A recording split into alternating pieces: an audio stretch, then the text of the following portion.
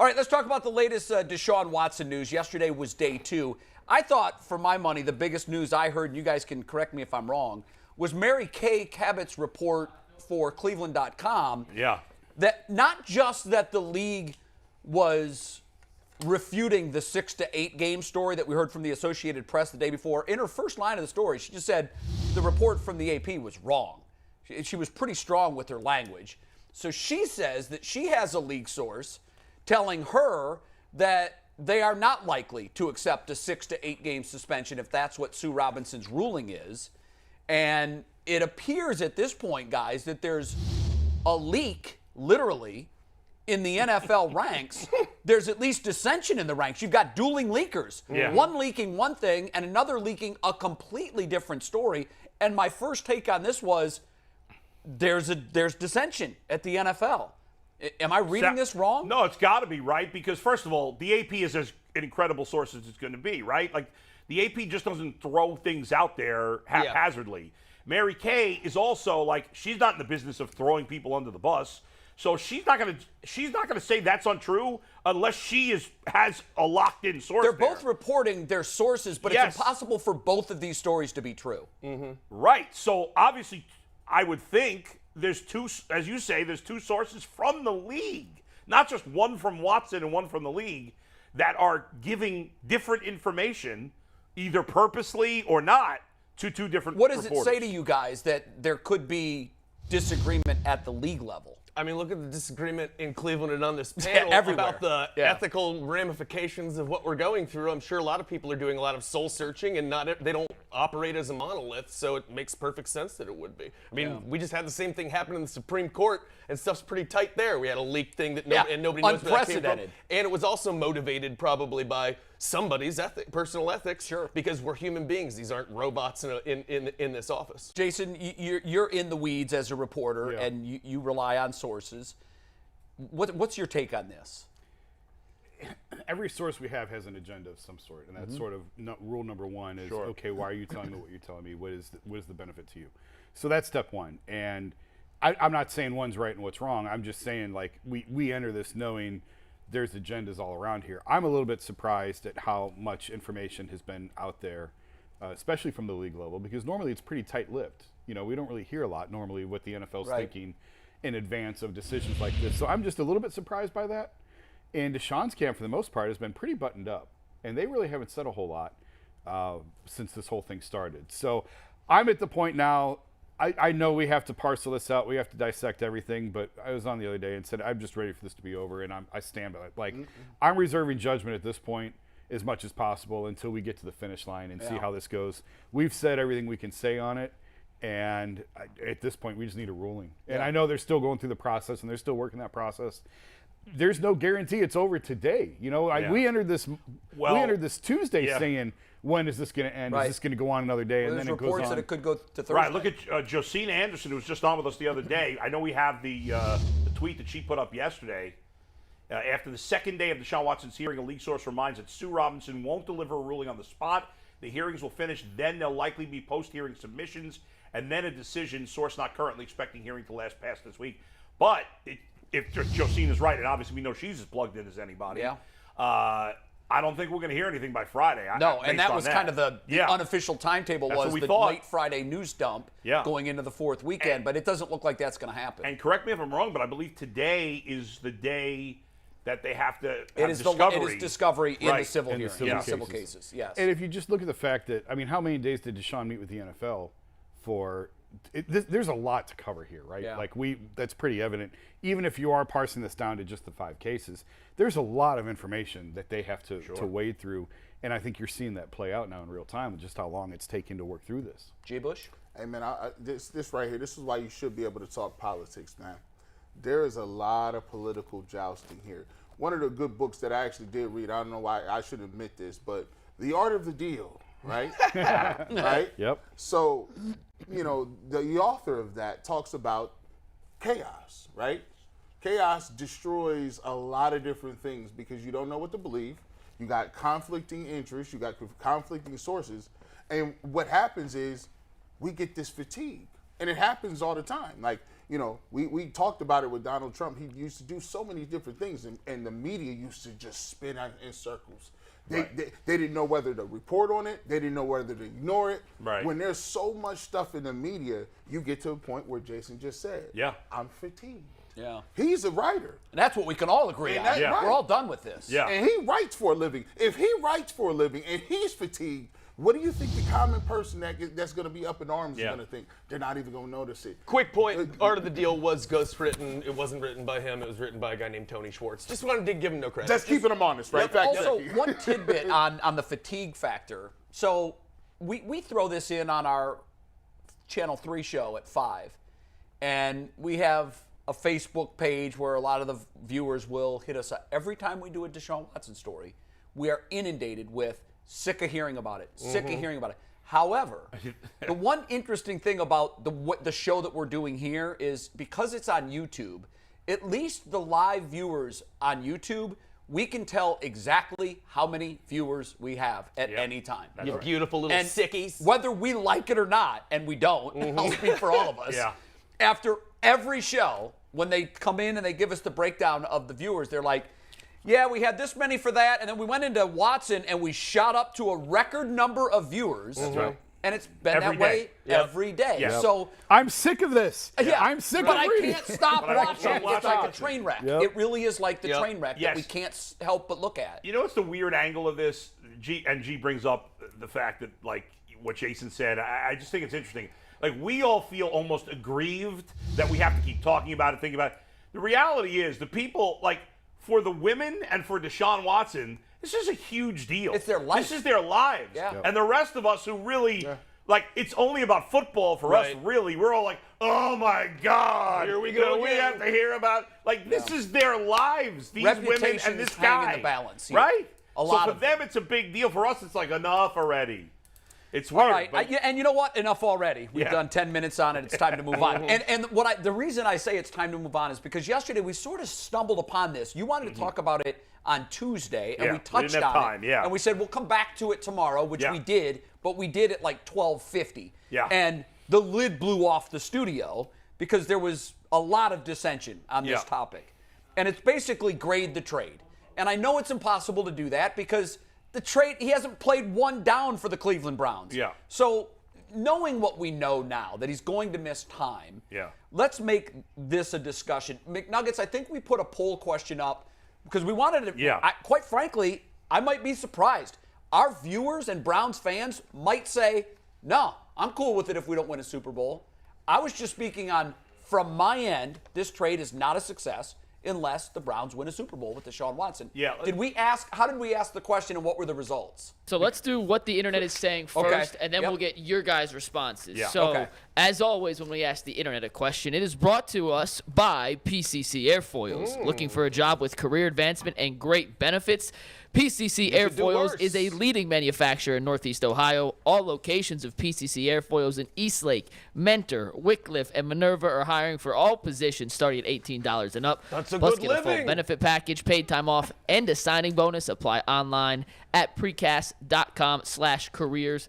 To learn more, Steve, let's pull up 29 here real quick. By the way, 6 29. weeks later, every time Mike says Minerva, it still sounds like he's not sure he's saying it right. No, I'm confident. He owns it now. I All am right. confident. After about a week, he was walking through the hall, Yeah. and then I think he owns it. Coming to Minerva. All right, so Why this are is what you we using that, asked the Minerva? internet yesterday in response to Jay's question. If the Browns don't win a Super Bowl with Deshaun Watson, will you look at this trade as a failure? Okay, so Steve, that's a different question. let's cut to the responses, and then we're Yeah. going to There's let you 5 guys different ways you can word it. define. Depends on what water think you want them to success drink. is. Yes. You know? So we asked for a poll first, and we got over 500 votes. I had to cut this before the voting ended, or it'd be during the show. And yes, most people agree that the trade would be a failure if the Browns do Bull, how would not you have win a written the Super question? Bowl. Bull, before you answer, we got 2 more internet responses. Okay. Because PCC asked for 4 today, we're going to give them 4. Let's cut to the next one, Steve. This is from Dan Jensen. Yes, it'd be a failure, but to be fair, I'd be disappointed if this core group doesn't go to a Super Bowl regardless of who's playing quarterback. And cut one more, Steve. This is from Strong Clee fan. No, if that's the case, then every trade for the past 40 years that didn't lead to a Super Bowl was a bad trade. Becoming relevant and a contender for years is a big step. For now, Baker fans still ride with one playoff That's win. horrible logic. That's horrible. Every trade they made over the last 40 years would be a failure because they didn't win a Super Bowl. They've never made a trade even remotely this big. It is bad logic. I do agree with the last part of what he said about the Baker win. I do too. The rest of that is completely The rest unfair. of it is like, okay, they've made trades and did win Super Bowls before. What makes this one any different? Well, let me count the ways.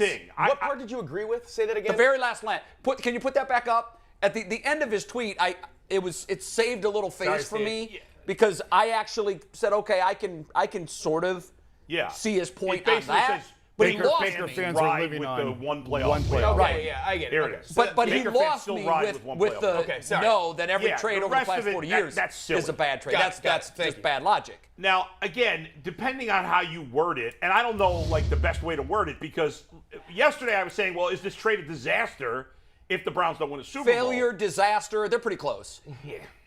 I just don't know. Like, again, as I said yesterday, if the Browns don't win the Super Bowl, when you have a great quarterback, Deshaun Watson is a great quarterback. Yep. Okay? He was when we last saw him. To me, when we last saw him, it was only a year ago. He's a young guy. I'm going to assume he still is. Sure. Okay? Right. If he's not, then the trade's a disaster. Right. To me, there are, I think there are 7 great quarterbacks in the NFL, in my opinion. Okay? 5 of them are in the AFC. Josh Allen, Patrick Mahomes, Joe Burrow, Justin Herbert, Deshaun Watson, and then Aaron Rodgers and Tom Brady. To me, there are 7 great quarterbacks, elite quarterbacks. Yeah. There's some other good players, some other really good quarterbacks, but there's 7 elite quarterbacks in my mind. You could disagree, agree. To me, there's a line of demarcation. That's 25% of the quarterbacks. That's a large number to be elite. That's how I look at it. That's the top 25%. That's fine. I think in other years there's not that many. In this particular year, right now, we have a higher percentage of elite quarterbacks than we would most years. I see it that way. Okay. If you have one of those 7 quarterbacks, the teams that have those 7 quarterbacks, if you don't win a Super Bowl while they are there, now the Buccaneers have won one with Brady. It's been a while, but the Packers won one with Rodgers. The Chiefs have won one with with Mahomes. Right. For the other 4, the Bengals, the Browns, the Ravens, and the Bills. Yeah. Not the Ravens. No. The Bills and the Chargers. Yeah, Bills and Chargers. Bengals, Browns, Bills, Chargers. If those 4 teams do not win a Super Bowl with their current quarterback, it will be a disappointment. There's no doubt about it. But I wouldn't call their act like. But it's not the trade is not a bad. I see where you're going with that. I see where you're going with that, and that makes sense to me too. Yeah. But the other 3 that you're putting in this category with the Browns, didn't give up what the Browns gave up to get that player. But if you're right, and that is a difference. But ultimately, it comes down to: do you think you could win a Super Bowl with the guy you had? And those teams drafted a player because they didn't think they did, and they didn't. Right. If you are someone who believes you could win a Super Bowl with Baker Mayfield, then I get it. This trade is bad if you don't win a Super Bowl. Right. But if you thought you couldn't win a Super Bowl with Baker, and I do not believe the Browns could win a Super Bowl with Baker, not in this AFC and not in this NFL. Then you have to make a move. Then you had to go get a quarterback. Right. So I wouldn't call the trade a bad trade unless he ends up in jail or he's not as good a quarterback as we thought. Right.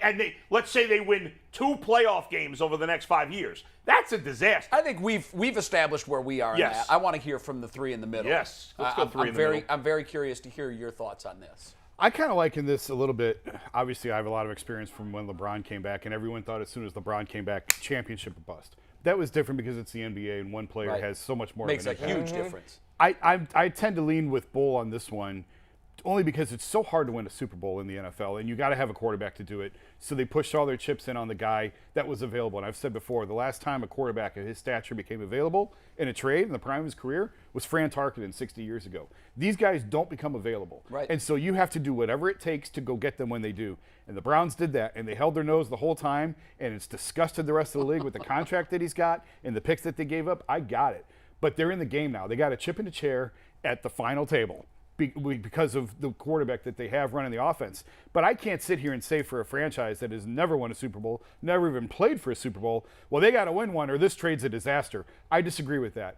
If they don't make a Super Bowl, it's going to be a disappointment. It's not going to be a disaster. There's a difference to me in disappointment and disaster. They're in the game now. And you were pretty hard on you said if they lose him just for this year. The trade's a disaster. I think you said disaster. I did. If he doesn't play this year, it's a disaster because they're built to go right now. For this year, though. I think it's a disaster, period, because you just lost another year of Myles Garrett. So there is a scenario then that this trade is a disaster. If he doesn't play, play, I think it's an absolute disaster. If he's out for the year, I think this is a disaster because of the picks that they gave up. Now suddenly that pick that they gave up could be, at the time of the trade, you're making the trade, you're thinking, well, all right, that pick's going to be, I don't know, 25, 26, Jason, do you 27. think there was any chance they were going to win a Super Bowl this year with Baker Mayfield? No. So then the trade's not a disaster. Then I can't see it as a disaster because you're trying to win the Super Bowl. Of course. But and if you get Deshaun Watson, you can't win a Super Bowl though if Deshaun's not playing. Agreed, totally. And they made you the have trade. a better chance with Baker than Jacoby Brissett. We all agree. But ultimately, there's no way the Browns are winning a Super Bowl this year with Baker Mayfield. I guess you never know for sure. But I would say no way. I think most of us would agree it's highly unlikely they would have won a Super Bowl with Baker. When we last saw him healthy, right. They were a fourth down stop from playing in the AFC Championship Yeah, game. but that's a long way from winning a Super Bowl. Joe Burrow wasn't a factor then. It is, but Bull, when you completely dismiss, like there's no way they're going to win a Super Bowl, the talent is better on this team now than it was 2 years ago. But the talent on other teams Baker, are better too. If you have Baker completely healthy again, and you get him back to that 2020 Baker, which we don't know that's ever going to happen. But Jay, how many quarterbacks of Baker's level have won a Super Bowl from the AFC, have gotten to the Super Bowl from the AFC, have won a Super Bowl from the AFC? Let's be clear. Recently, it hasn't happened. Let's be clear. No, if you list the Super Bowl winners recently, they're all great quarterbacks. Come on, he's thrown the most picks since he's been here. That's true. Like in the 1 year, technically second in picks, first in turnovers. Okay, he came out 1 year and said, "I wasn't ready to play. I thought it was going to be easy." What quarterback says that? Who says that? He didn't exactly say I wasn't ready to play. He said, I thought it would be easy. He said, I didn't realize it would be this tough. Listen, he came out and was not ready to go in 2019. He wasn't in the greatest shape. Yes. Then he came back. And I'm going to tell you what, if you got a number one receiver, I tell you what, bro, it's your job to make it work. You're the quarterback. Figure it out, Baker.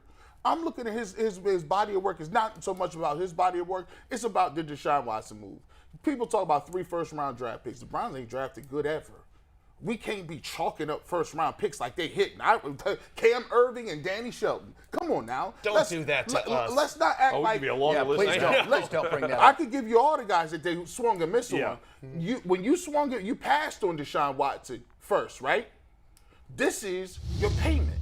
You passed on him.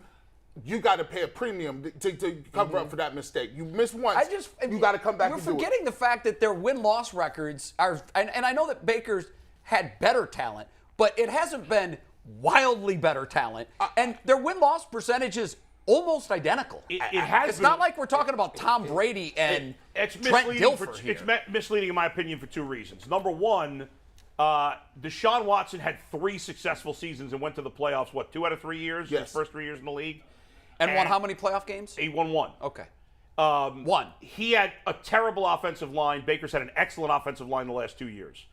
He had no running game the entire time he was in Houston. Had the best running game. Right. Baker's had the best running game. Even though the team doesn't seem to know how to use them properly. Yeah. Well, they're underutilized. I'd say the Browns used their running game better than the Texans do, who had no running game at all. Yeah, that's impossible for them not to. The Texans had a terrible defense. The one bad year, the only under 500 year Deshaun Watson had. Didn't he have a 3-13? Yeah, that was his last year.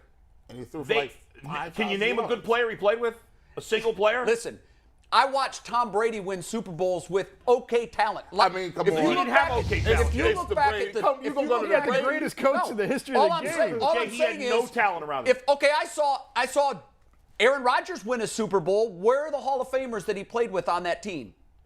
Great quarterbacks will take a 3-13 and at least make it look good. And Watson deserves some blame for 3-13. There's no doubt. But he had one of the worst collections of talent around. Did you just hear what he said? He said he takes great talent and makes some of it. He had Odell Beckham Jr. and Jarvis Landry and couldn't do nothing and with made them worse. Listen. With those players, They made the playoffs and won a playoff game. Don't say they did nothing with it. 3-13 is doing nothing with it. He won one playoff game. Okay, and how many did Deshaun win? He won one playoff game. And what's their career record? And whose numbers is better? And you're making it seem like it's a Mercedes and a pinup. Oh, it is. Well, it is. Mercedes, that's a Maybach right here. Jay, is there Baker any Mayfield team in the league that would take Baker over He's at least Deshaun Watson? a Sonata. No. So He's a Honda. That's it. He's a Honda. Not a Pinto. But Bull, what I'm saying is, when numbers are so fascinating, Watson's got a lot to prove in the playoffs. You're right. He's got a lot to prove. There's no doubt about it. He absolutely He's got to prove does. in the playoffs. And so my point in all of this, guys, and I still want to hear from the two of you. I think I know where G-Bush is. I feel like you've already screamed it all, but what is it? Is it a failure or is it a success if they don't win a Super Bowl? The thing is, it's entirely subjective, and it depends on what you value as a fan. That's What do you really value? It comes down That's what to. I want to know. Well, I mean, I believe it or not, I have a nuanced stance on this. It's all over the place. I see value in that. I see value in that first commenter's comment where he was talking about competitiveness for this fan base in particular is held in higher regard than in most fan bases because of what we've been through. Yeah. So I understand there's something just to being competitive. Just winning the Super Bowl, like, who the hell are we at this point to just be like, it's Super Bowl or bust for these Browns fans? Like, let's get some consistent winning in here to begin with. So I understand the perspective of somebody who just says, just being competitive and watching good football compared to what we've been through over the last 20 years is, to some people, enough. They just want to get excited on Sunday to have the potential to do something. If everything falls the right way, if some people get hot, if some other people in different teams get injured, maybe there's still possibility there, even for this team to exceed expectations, and we saw that with that playoff win a couple of years ago. Then you've got the moral question. I mean, you have to think about what a weird question this is. Really, is that you can't remove the ethics from this. And if you say to yourself, winning a Super Bowl that makes this trade worth it ethically, but if we come up short, then ethically this was a bad choice. Yeah, well, your ethics you can't have it suck. both ways. Yeah, you can't have it both ways. You know what I mean? It's no better a trade in my view ethically. But you have to remove, if we're just removing ethics from the equation and just looking at it as a football question, then I don't think it's a waste of. I don't think. But honestly, if this guy comes in here, even if he doesn't play this year, and we have him for another 4 or 5 years, and we are playing competitive football and going into the playoffs, and I get to watch playoff football for that long, I know that you're okay with that. I'm okay with that. Okay, because I'm not. The one thing I would say is, if you take ethics out of the trade, I can't. Right. And in large part, if you're telling me that they gave up 3 first-round draft choices and gave up $230 million guaranteed to Patrick Mahomes, I don't even think about it. I don't even think about it. So, but how ridiculous is it? You're asking me to remove the elephant in the room and then judge the trade, and I can't do that. I totally get that, and I'm not. But how ridiculous is the stance to say? Imagine being somebody who defended this ethically through the whole thing and just said, it'll be worth it. And then they win the Super Bowl. They're not like, see, we told you, we were right. It was the right move. No, I was coming at it from an ethical perspective. So regardless of you, never play a game or don't win. I just can't take the elephant out of the room. By the way, clarification, couple things. The Texans were 4-12 in 2020, not 3-13. Oh, there's a huge difference. No, there's a huge difference. It's a fact. Yeah. Number 2, Watson, again, not a huge difference, but 3 games over 500 in his career. Baker, 1 game under 500 in career. Yeah. Baker's been under 500 in 3 of his 4 seasons. Both of those are incredibly mediocre to me. The record's mediocre. They're incredibly mediocre. Right? Yeah. But here's the thing, Jay. He's a rookie in the first year. Here's the thing. In the 4th year, he plays half the game. They both played 4 years. Yeah. So, both their records are mediocre. And if you just look at record, which is not always a great indicator for how good an individual player is, but it's that's a big fine. one. But look, just watching the 2 guys play. Facts. It's not night and day. I can give you all the stats, the touchdowns, the completion percentage, the turnovers, where Deshaun Watson destroys It's like having Baker. a great fantasy quarterback but losing all the time. No, but he's not losing all the time. He lost 1 season. He had 1 bad season. He won double-digit games in 2 of his 3 full years. So he's not losing all the time. He had 1 Baker losing damn season. near did that. Here's a big reason why the Browns felt they needed to move on. I looked this up late in the year, and I don't have Deshaun's numbers because I wrote this obviously well before the trade. Right. Baker is 41st in fourth quarters throughout his career. So let's dismiss, and that's why I said we made such a big deal about the shoulder injury. I was so sick of talking. I was as sick about talking about the shoulder injury as I am talking about Deshaun Watson right now. We made so big of a deal about it. Yes, he was playing hurt. Quarterbacks play hurt all the time. Mayfield was 41st in fourth quarters throughout his career, wedged between Jameis Winston and Josh Rosen. His 18 career interceptions in fourth quarters are the second most in the NFL since 2018. Do we know? Does anybody know where Watson is in the fourth quarter? I can find that. I mean, I would need some time. Significantly better than that. I'm sure it's significant. I asked that because I want to know. So I want to know if that's the reason they made the trade. I was talking to somebody. That I with want the Browns. Watson to be like top 5. I was talking to somebody with the Browns after the trade, and basically they said, listen. Like they were watching film of Deshaun, and there was a series his last year there where the Texans had the ball, and I'm paraphrasing here. The Texans had the ball on like the 30, 35-yard line. They were down right before the half, and Deshaun went boom, boom, boom, touchdown. In like 30 seconds, score. Baker's in fourth quarter Baker spots, was not doing that. Baker's record, like down a score with the ball in the fourth quarter, is hideous. Terrible. The only time he's ever come through big in that spot was that crazy game against the Bengals. What 2 you years guys ago. are. In my view, what you're doing is saying that Baker was terrible, so we had to get someone. No, Baker and what terrible. I'm saying is, I get the fact you want to upgrade the most important position on the team, but you gave the all-time richest contract and 3 draft picks away for a guy with ethical baggage that's won 1 playoff game and is about 500 for his career. And if you guys are telling me he's top 5, okay, he's top 5.